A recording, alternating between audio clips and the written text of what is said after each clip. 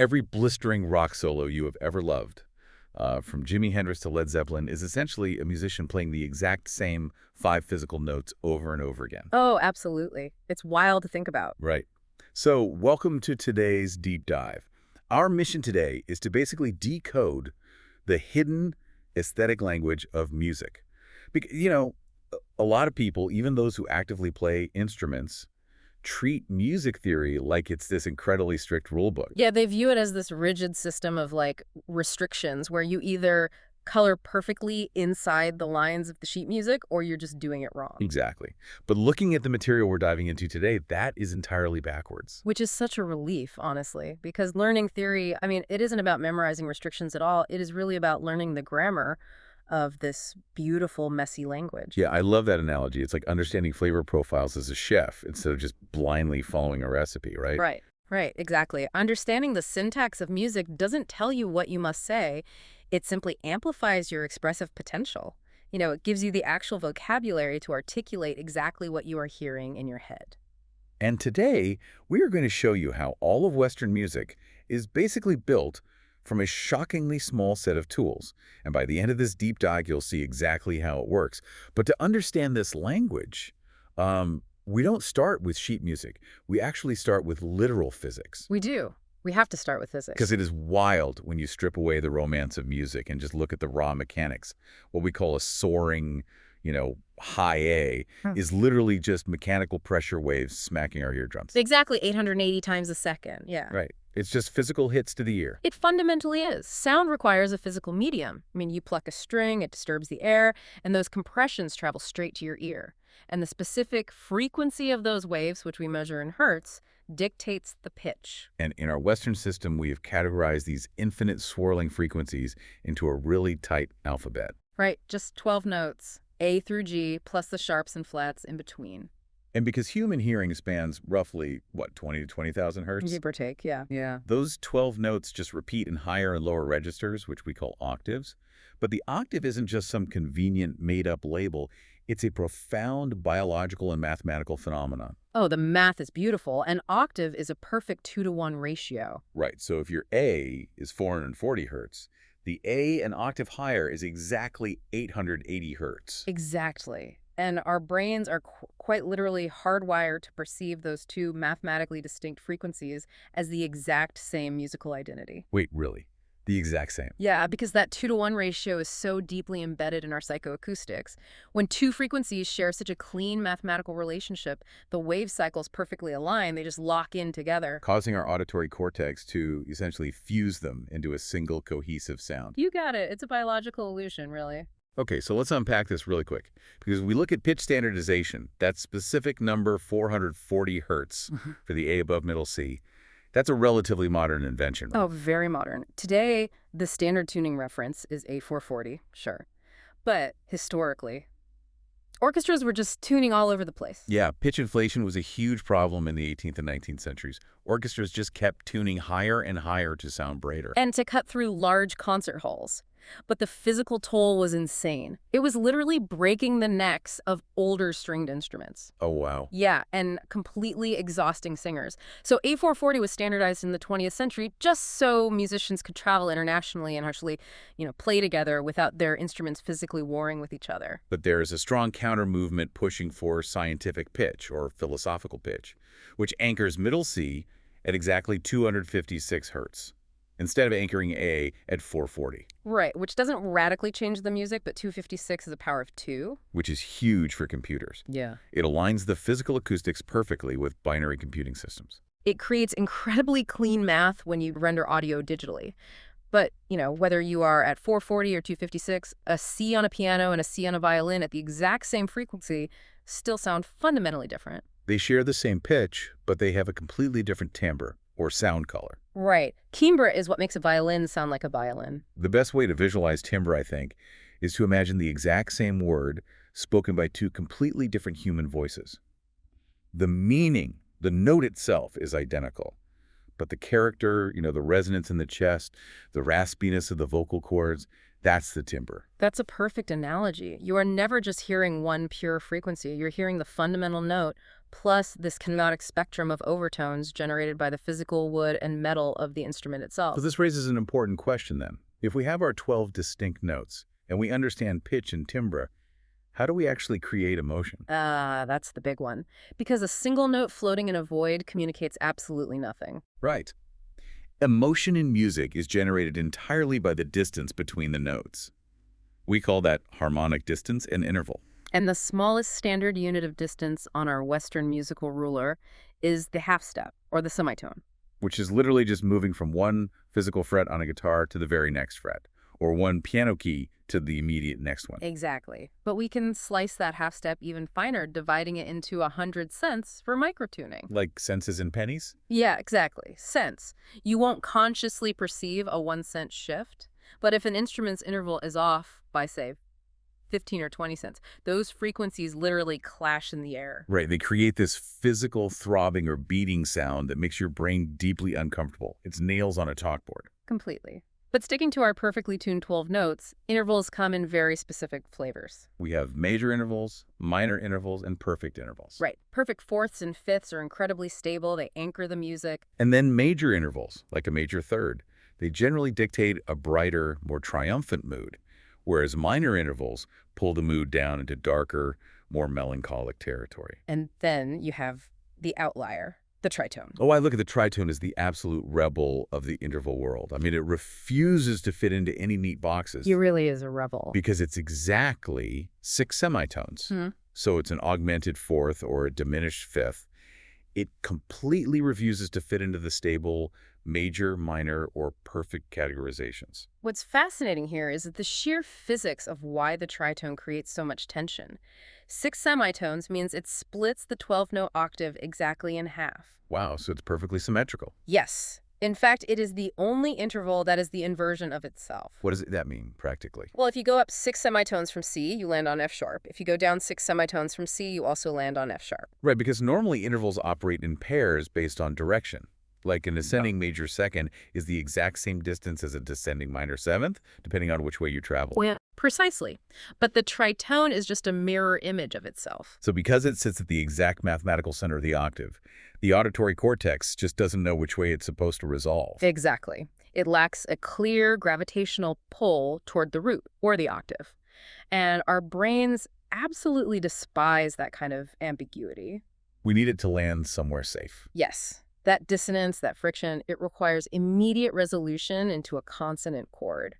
And that psychoacoustic tension is really the engine that drives a massive amount of Western harmony forward. Okay, so once you establish these intervals, you start building the 3 dimensions of music: harmony, melody, and rhythm. Right. Harmony is vertical notes stacked like a lattice and played simultaneously. Melody is horizontal notes played in a sequence to create a narrative of tension and release. And rhythm is the relationship of time, which is completely independent of pitch. And if you want to see the master blueprint containing all of these dimensions, you look at the chromatic scale.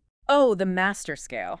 The chromatic scale is simply all 12 notes of our alphabet played sequentially, evenly spaced by half steps. It mathematically contains every chord, every scale, and every melody possible in our entire system. But, and this is a big but, the chromatic scale is practically useless on its own. Because it is totally decentralized. It has no key. It has no home base. It's way too democratic. It really is. It's like a painter deciding to use every single color on their palette at the exact same time, smearing them all over the canvas. You don't get a masterpiece, you just get brown mud. It's just mud, exactly. To create art, to dictate a specific mood, you are forced to limit your palette. You have to establish a hierarchy. And we do that by extracting a specific formula of intervals from those 12 notes to create a scale. Right. We usually start by hacking the 12 notes down to just 5. This is the pentatonic scale, meaning 5 per octave. And the minor pentatonic scale specifically is the undisputed backbone of modern rock, blues, and pop. Oh, absolutely. Its formula isolates the root, minor third, perfect fourth, perfect fifth, and minor seventh. It creates this rugged, soulful, incredibly versatile sound. Because it avoids the half-step intervals that naturally cause extreme tension. It's a very open, spacious acoustic framework. But the pentatonic scale also introduces us to the single most crucial aha moment in music theory, which is the concept of modes. Yes. Modes are everything. So what does this all mean for the listener? Well, if you take those exact same 5 physical notes of the minor pentatonic, and you do absolutely nothing but treat the second note of that sequence as your new home base, you instantly generate an entirely new scale, the major pentatonic. Right, you are shifting the harmonic center of gravity. You haven't altered a single physical frequency. Not one. But because your brain is now measuring the intervals from a new starting point, the emotional context completely flips. It's crazy. The distance that used to function as a minor third is now functioning as a major second relative to your new root. You are literally pressing the exact same keys on a piano, but because the bass player changed their underlying note, the psychological impact of your melody just shifts. It goes from a gritty, sad blues into an upbeat, sunny country riff, just by shifting the bass note. It proves that notes are not static identities.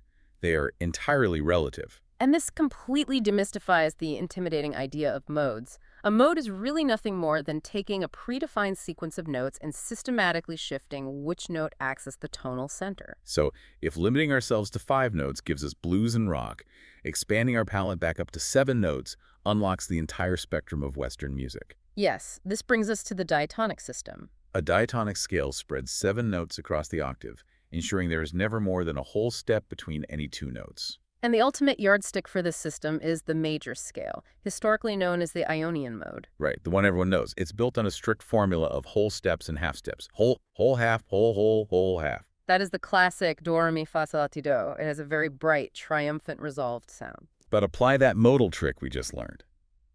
If you take the exact same 7 notes of the major scale, but you shift your center of gravity to the 6th note in the sequence, you create the natural minor scale. Also known as the Aeolian mode. Exactly. Here's where it gets really interesting.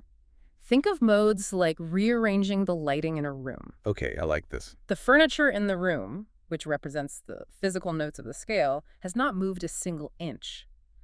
But the vibe of the room transforms completely depending on where you place the spotlight, which is your root note. That is spot on. Because there are 7 notes in the diatonic structure, you have 7 different pieces of furniture to point that spotlight at. 7 distinct modes. Yeah, each generating a wildly different psychological environment. Let's actually walk through these flavors because the psychoacoustics are incredible. Take the Dorian mode, for example. Right, you get this by starting on the 2nd note of a major scale. It's a minor mode, so the baseline feeling is dark, but it features a major 6th interval. And that specific jump provides this sudden, unexpected brightness. Yeah, it gives Dorian a sophisticated, jazzy, almost heist movie kind of swagger. Contrast that with the Phrygian mode, which starts on the 3rd note.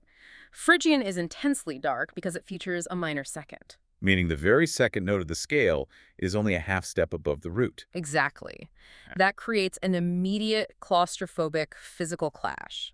The frequency of that minor 2nd grinds against the root note, generating this exotic, almost aggressive tension. You actually hear this constantly in flamenco, heavy metal, intense cinematic scores. You really do. And then you have the Lydian mode, built off the 4th note. This one is a major mode, so it's inherently bright, but it contains that rebel interval we discussed earlier, the tritone. Right, because it features an augmented 4th instead of a perfect 4th. Lydian sounds very dreamy and untethered. Yeah, that tritone pulls upward, away from the root, creating a floating sensation. Next time you watch a sci-fi film and the protagonist looks up at an alien planet in awe, listen to the score. You are almost guaranteed to hear the Lydian mode manipulating your brain to feel a sense of wonder. Oh, absolutely. Film composers rely on Lydian heavily. We also heavily rely on the Mixolydian mode, starting on the 5th note. It is a major scale, but its 7th note is flattened into a minor 7th interval. Right, so it removes the sharp, classical leading tone of the major scale and replaces it with a rounder, more dominant tension.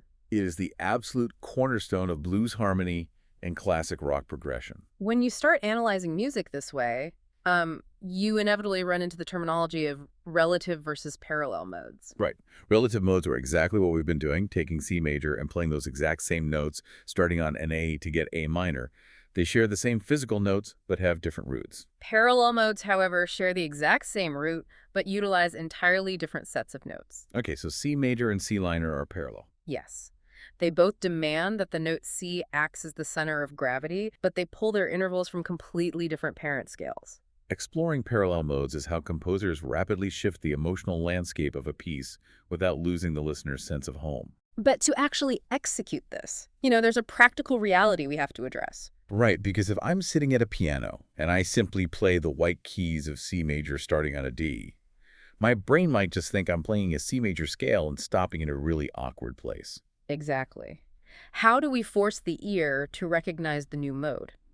Well, if we connect this to the bigger picture, the sound of a mode fundamentally cannot exist in a vacuum. Meaning a melody line alone often isn't enough to secure the new center of gravity. Right. It is entirely dependent on the harmony playing underneath it. So the bass line or the chord progression. Exactly. To perceive a mode, you need a drone note or a persistent chord progression in the background loudly establishing the new root. So if a band is vamping heavily on a D minor chord, they are physically anchoring your auditory cortex to the frequency of D. Yes. When you then play the C major notes over that anchor, your ear is mathematically forced to measure the distance of every single note against D. Wow.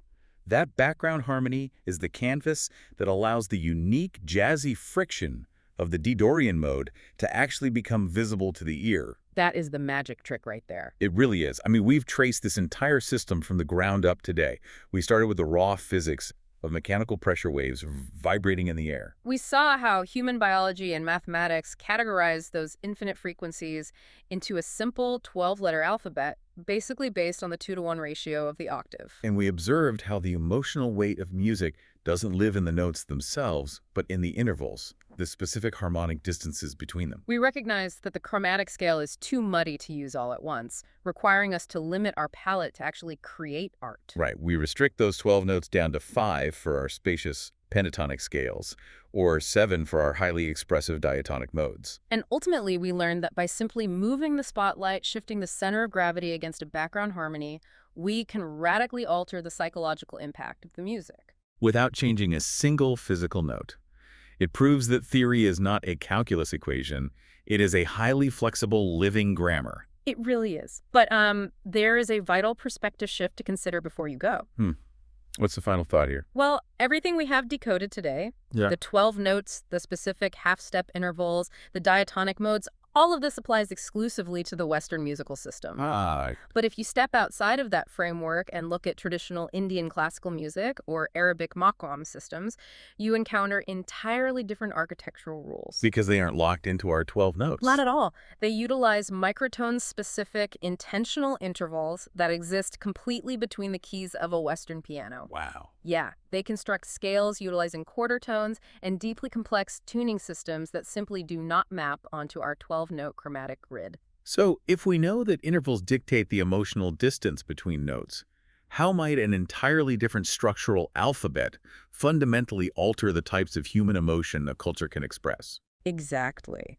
Are there nuanced psychological states or specific feelings of longing or tension that can only be communicated through the physical friction of those microtonal scales? That is fascinating. It's like realizing there are profound concepts you can only fully grasp if you speak a specific foreign language. It's exactly like that. I highly encourage you to go track down a piece of traditional non-Western music today. Listen closely to those microtones, those unfamiliar intervals. See if you can actually feel a completely different emotional language being spoken directly to your auditory cortex. Because when you stop treating music theory as a rigid set of rules and start hearing it as a fluid, physical vocabulary, an entirely new world opens up. It really does. Thanks for joining us on this deep dive, and we'll catch you next time.